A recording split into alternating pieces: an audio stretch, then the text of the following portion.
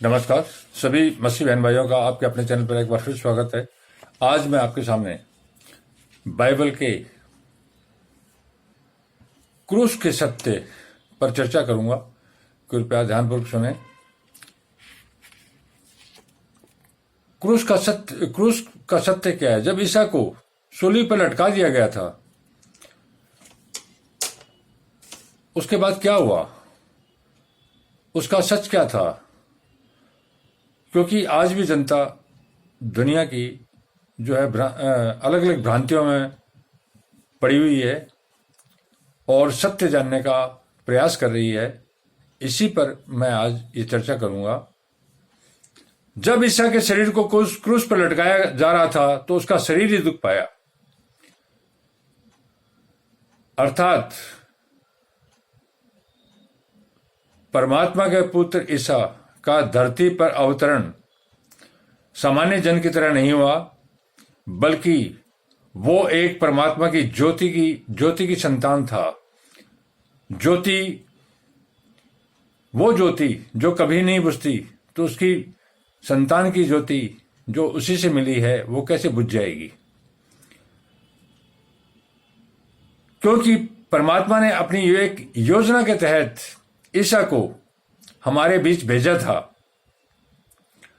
तो एक मानव शरीर उसने धारण किया, वो एक योजना का ही हिस्सा था। और माता मरियम के पेट में बिना किसी पिता के होते हुए उसका शरीर बना। तो प्रश्न उठता है कि क्या संसार की कोई शक्ति उसको मार सकती थी? नहीं, ऐसा नहीं है। वो आज जीवित है, उस टाइम भी जीवित था। मैं समझाता हूं उसका कारण कैसे जीवित था। जब ईसा के शरीर को क्रूस पर लटकाया जा रहा था तो उसका शरीर ही दुख पाया, क्योंकि जिस शरीर में वो था वो शरीर तो दुख पाया और वो शरीर समाप्त भी हुआ। पर जिस टाइम ईसा के शरीर को क्रूस पर लटकाया जा रहा था, उसकी आत्मा उस शरीर से अलग हो गई थी। अर्थात जो ज्योति थी वो अलग अलग खड़ी हुई पूरे संसार के हमारे अपने पापों को उस टाइम खुद देख रही थी। आप सभी जानते हैं कि ईसा का जन्म आत्मिक रूप से हुआ था, इसलिए वह पवित्र आत्मा की तरह बिना पिता के ही पैदा हुआ।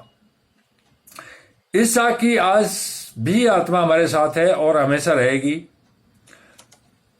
जो व्यक्ति पवित्र होकर तथा जिसका आग और आत्मा द्वारा आज की तारीख में बपतिस्मा हो जाएगा, बैप्टिज्म हो जाएगा, जो व्यक्ति पवित्र है और उसका अग्नि और आत्मा द्वारा आज बपतिस्मा अगर हो जाएगा, वह ईसा की ज्योति को आज भी अपने ऊपर उतरते और जाते हुए देखेगा। आज भी संसार में ऐसे लोग मौजूद हैं जो ईसा के साथ भोजन भी करते हैं और ईसा ने अपना सामर्थ्य भी इनको दिया हुआ है। वही चंगाई के वो लोग बीमारों को ठीक भी कर रहे हैं। सारी दुनिया के सामने है कि किस तरह से लोग चंगे हो रहे हैं, किस तरह से उनको फायदा पहुंच रहा है, किस तरह से उनके दुखों का हरण हो रहा है। उसी तरह से जिस प्रकार से ईसा लोगों को उपकार किया करता था, उसी तरह से दूसरे लोग भी उसका उपकार कर रहे हैं। ईसा ने भी कहा था अपने शिष्यों को, हम भी उसके शिष्य हैं, जो उस परमात्मा और ईसा के वचनों पर जो चल रहा है वह सारे शिष्य हैं और उसी कलीसिया के हिस्से हैं जिस पर ईसा हमें चलाना चाह रहा था। तो आज कोई भी व्यक्ति जो पवित्र है और जिसने आत्मिक रूप से अग्नि और आत्मा द्वारा अपना शुद्धिकरण कर लिया है, उसके साथ ईसा है और वो उसको रोजाना देखता भी है अपने ऊपर उतरते और वापस जाते हुए। अर्थात उसका सामर्थ्य भी आता है और वो चंगाई के सारे वो कार्य कर रहा है जो ईसा करते थे। ईसा ने भी कहा था, नए नियम के तहत अपने शिष्यों को खुलेआम बताया था कि जो मैं आज कर रहा हूं इससे भी बड़े बड़े काम तुम लोग करोगे। इसका मतलब ये था कि मैं जब मेरा शरीर खत्म हो जाएगा, शरीर को, ये संसारिक शरीर जब मैं छोड़ दूंगा, तो मैं ये सारे सामर्थ्य अपने शिष्यों जिनको मैं चाहूंगा उन पर छोड़ के जाऊंगा और वो सारे संसार में वो काम करते रहेंगे। यही इसका मतलब है। ईसा का लोग कहते हैं पुनर्जन्म हुआ, तीसरे दिन वो प्रत्यक्ष रूप से दिखाई दिया था, अर्थात क्रूस के लटकने के बाद में माता मरियम और अपने शिष्यों को दिखाई दिया था। लेकिन पुनर्जन्म तो जब होगा जब कोई मर जाएगा, वापिस तो जब आएगा जब वो जाएगा। वो तो आज ही रहने के लिए आया था, वो तो रहने के लिए आया था हमारे साथ, हमारे बीच, तो गया ही कहां? ताकि संसार के पापों को खत्म कर सके और संसार के जो लोग कलीसिया में शामिल हैं, अर्थात एक परमात्मा और ईसा के अंदर जिनका विश्वास है, और जो नियम और जो व्यवस्था ईसा ने उसकी बताई है उसको पूर्णतया मानते हैं और उसी तरह से पवित्र होकर अपना जीवन यापन कर रहे हैं, अर्थात जो एक परमात्मा यहोवा और उसके पुत्र ईसा पर पूर्ण रूप से भरोसा करते हैं और साबित कदम है, अर्थात कुछ भी हो जाए उनको परमात्मा और ईसा के मार्ग और वचनों से कोई फेर नहीं सकता। ऐसे लोग ही कलीसिया में शामिल हैं।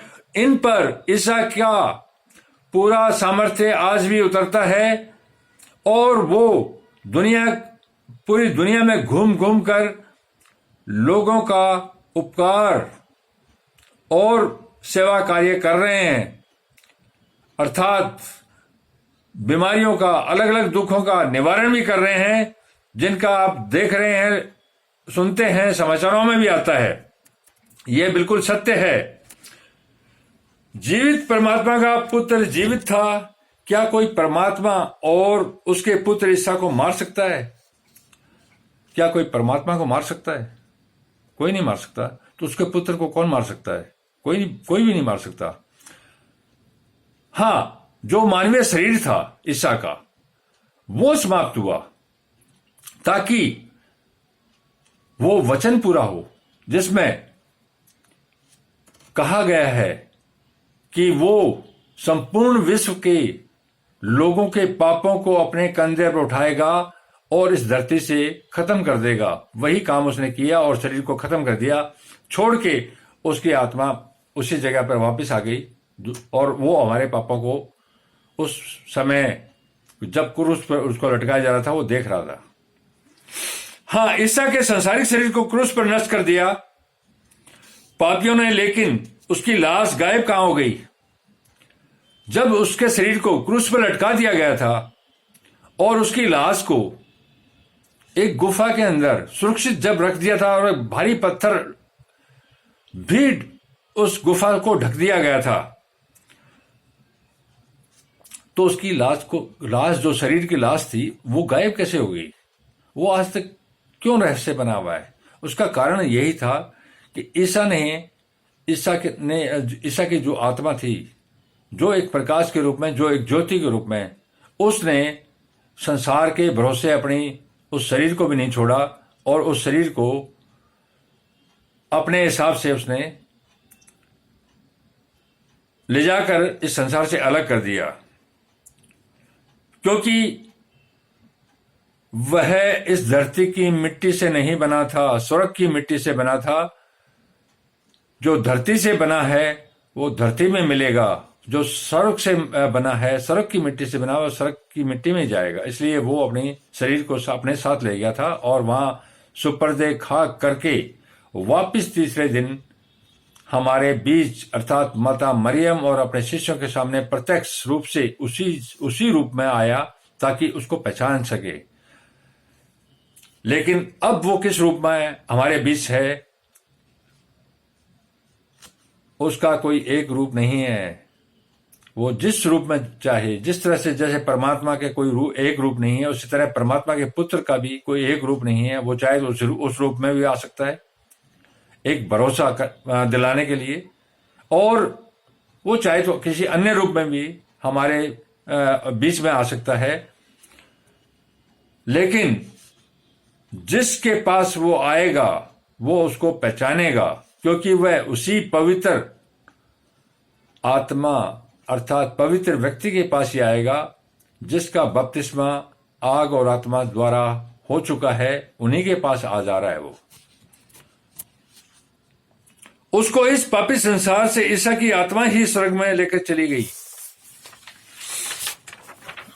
जब ईसा के शरीर को क्रूस पर नष्ट कर दिया गया तो तीसरे दिन जीवित होकर उसी शरीर के साथ पुण्य अपनी मां मरियम और शिष्यों से मिला और उनको दर्शन दिए ताकि परमात्मा के पुत्र ईसा के सामर्थ्य की गवाही वो दुनिया को दे सके। तीसरे दिन उसी शरीर के साथ वो पुण्य अपनी माता मरियम और शिष्यों को मिला ताकि वो लोग पूरी दुनिया को गवाही दे सके कि ईसा को कोई मार नहीं पाएगा, कोई मार नहीं सका, वो आज जीवित है। ईसा को मानव शरीर की आवश्यकता ही क्या है? यह शरीर तो परमेश्वर ने अपनी योजना के तहत ही दिया था। मानव शरीर की परमात्मा के पुत्र को आवश्यकता क्या थी? उसको कोई आवश्यकता थी नहीं। वो एक योजना के तहत उसको दिया था कि वह मरियम की कोख से पैदा हो और दुनिया में जो पाप और अत्याचार बढ़ गए थे, इससे पूरे संसार को परमात्मा के वचनों द्वारा शुद्ध करे। अर्थात उस समय के दुनिया के जो पाप बढ़ गए थे उसको परमात्मा के वचनों द्वारा शुद्ध करे और अपने सांसारिक शरीर पर पूरी दुनिया के लोगों का पाप ढोए और उसी पाप का अंत करके क्रूस पर लटक जाए। अर्थात उस समय के जो पाप थे उसने अपने कंधों पर ढोए और उन पापों का अंत करने के लिए क्रूस पर लटक गया ताकि जीवित वचन पूरा हो, क्योंकि इस बाइबल के जो वचन है वो पूरा जीवित परमात्मा के जीवित वचन हैं, जो कहे गए हैं वो पूरे होते हैं। वचन पूरा हो और दुनिया को एक नसीहत मिल सके। याद करो, क्रूस पर लटकने से अंतिम रात्रि को जो भोजन हुआ था, जो भोज हुआ था, जिसमें ईसा अपने शिष्यों के साथ अंतिम रात्रि का जो भोजन कर रहा था, जिसमें ईसा ने अपने सभी 12 शिष्यों को अपने हाथ से रात्रि को भोजन भी करवाया था और कहा लो मेरा लोथ अथवा मेरा मांस खाओ और खून पियो ताकि नसीहत हासिल कर पाओ। कितनी अच्छी बात आई है कि क्रूस के एक दिन पहले रात्रि को, अंतिम रात्रि को ईसा ने अपने शिष्यों के साथ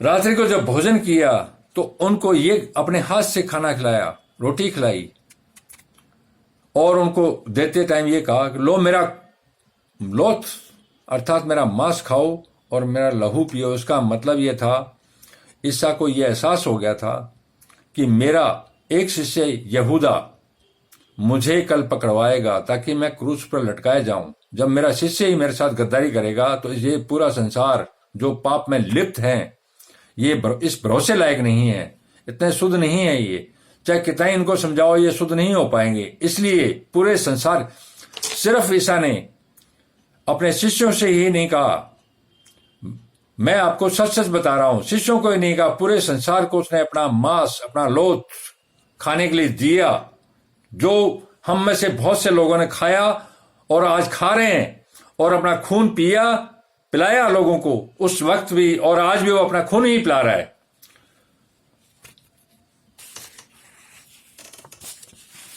क्योंकि ईसा को हमारी पवित्र और परमात्मा के प्रति विश्वास पर शक था। ईसा का वह मानवीय शरीर खत्म होने का समय आ गया था। मानवीय शरीर तो सिर्फ क्रूस तक का ही था, लेकिन ईसा को डर था कि आज तक के पाप तो पूरे संसार के मेरे शरीर पर लेकर संसार से बाहर फेंक दूंगा। ईसा को इस बात का डर था कि आज तक के जो संसार ने पाप किए हैं वो तो मैं इस क्रूस के साथ इस संसार से बाहर फेंक दूंगा, और वो फेंके भी उसने। लेकिन कल यही लोग फिर से पाप करेंगे, तब क्या होगा, यही चिंता थी क्रूस से पहले। अर्थात जब ईसा को क्रूस पर लटकाया जा रहा था तो ईसा इस बात से संतुष्ट था कि आज तक के जो संसार के पाप हैं वो तो मैं अपने शरीर पर ढो के इस क्रूस से लटक के खत्म कर दूंगा, लेकिन क्रूस पर लटकने के बाद जो पाप होंगे उनका क्या होगा? क्योंकि ईसा के एक चेले यहूदा ने ही ईसा को क्रूस पर लटकाने के लिए पकड़वाया था। जब शिष्य होकर ही महापाप कर रहा है तो संसार तो फिर पाप में पड़ जाएगा। एक शिष्य ही महापाप कर रहा है अपने उसी गुरु को, जो उसको प्यार करता था, उसको प्रकाश की ओर ले जा रहा था, जो एक ज्योति की ओर ले जा रहा था, जो स्वर्ग की ओर ले जा रहा था। वो शिष्य भी उसको क्रूस पर लटकाने के लिए तैयार हो गया, लटकवा दिया। तो इस संसार का क्या भरोसा किया जा सकते? उस आज से 2000 साल पहले भी भरोसा नहीं किया जा सकता था। अब तो पाप की मात्रा हजारों गुना बढ़ गई है और आगे बढ़ती जा रही है। अब तो कोई मतलब ही नहीं है। आज फिर संसार उसको याद कर रहा है कि वो कब आएगा। अरे वो तो यही है। तुम आग और आत्मा से बपतिस्मा लो, इतना निर्मल और शुद्ध हो जाओ जैसा ईसा चाहता था। मैं कहता हूं आज की रात आपके साथ वो भोजन करेगा, आपको सामर्थ्य देगा और चंगाई के जो महान कार्य वो करता रहा था वो सब आप करोगे। लेकिन उस कंडीशन पर तो आप आओ। क्रूस पर लटकाए जाने के आज 2000 साल बाद भी पाप उत्तरोत्तर दिन रात बढ़ रहे हैं। ईसा को यहूदा के कार्य का पहले से ही पता था। ईसा को यहूदा क्या कार्य करेगा ये पहले से पता था। ईसा ने ये बता भी दिया था और जिक्र भी किया था। तभी तो ईसा ने अंतिम रात्रि भोजन के पश्चात यहूदा को कान में, उसी रात्रि के भोजन के पश्चात यहूदा को कान में कहा था, अब देर मत करो, जो करना चाहता है वह जल्दी कर। अर्थात वो जानता था कि यहूदा राजाओं के सेनापतियों को मुझे पकड़वा देगा ताकि मैं क्रूस पर लटकाए जाऊं। तो भोजन के बाद ईसा ने उसको कहा, यहूदा को, कि जो तेरे को काम करना है उसमें देर मत कर, जल्दी कर। और यहूदा उसी टाइम चला गया। ईसा आज भी जीवित और अपने सेवा कार्य जब तक जमीन और आसमान रहेगा करता रहेगा। आमीन। तो आज लोग उसका इंतजार कर रहे हैं। मैं कहता हूं मैं भी इंतजार कर रहा था, लेकिन मैं एक हिंदू परिवार में पैदा हुआ। मैंने कभी बाइबल नहीं पढ़ी, कभी चर्च नहीं गया। मुझे किसी ने नहीं कहा बाइबल पढ़ने के लिए। मुझे एकमात्र परमात्मा के पुत्र ईसा का संदेश मिला, अर्थात एक ज्योति के रूप में, और मैंने अपने शरीर पर उसको उतरते और जाते हुए देखा। यह तुम मानो या न मानो सत्य है। मैं मनाने के लिए नहीं बोल रहा हूं, जो सत्य है वो ही बोल रहा हूं। मैं नहीं चाहता कि तुम मेरे कहने से मानो, कोई फर्क नहीं पड़ेगा। ईसा ने मुझे बताया कि मैं उपवास करूं 40 दिन का। हकीकत में मैं जो कुछ कह रहा हूं सत्य कह रहा हूं। मैंने 1 साल पहले 80 दिन का उपवास किया। उन दिनों मैं किसी से नहीं मिला क्योंकि ऐसा मुझे उपदेश था। और ईसा ने अपने हाथ से मुझे पवित्र भोजन करवाया। एक बार नहीं, हर रोज। मांसाहारी नहीं, दूध और रोटी। समझो तो ये दुनिया के लिए हक में है, आपके हित में है, दुनिया के बेहतर हित के लिए। उसके वचन, परमात्मा जीवित है, उसके वचन जीवित है, परमात्मा का पुत्र भी जीवित है। लेकिन वो चाहता है, वो जब ही दर्शन देगा, मेरे को तो दे दिए, मेरे को ही नहीं, दुनिया के उन तमाम लोगों को जो पवित्र हैं और जो पवित्र होने के प्रयास कर रहे हैं, जो पवित्र हो जाएंगे और आग और आत्मिक रूप से जिनका बपतिस्मा हो जाएगा। दुनिया की कोई ताकत नहीं रोक सकती। आपके पास ईसा, अगर आप चाहते हो, उसी रूप में आएगा और अपने हाथ से तुम्हें खाना भी खिलाएगा, साथ खाना खाएगा और सामर्थ्य भी प्राप्त करोगे। जो चंगाई का कार्य ईसा करता आया वो तुम भी करोगे। और ईसा ने एक वादा और भी किया था कि मैं परमात्मा का पुत्र हूं, मैं तुम्हें भी परमात्मा का पुत्र बनाने के लिए आया हूं। वो आज भी तुम पवित्र हो जाओगे तो वो आएगा घर घर में अलग अलग, और वो तुम्हें परमात्मा का पुत्र बनाएगा। धन्यवाद। शुभ रात्रि।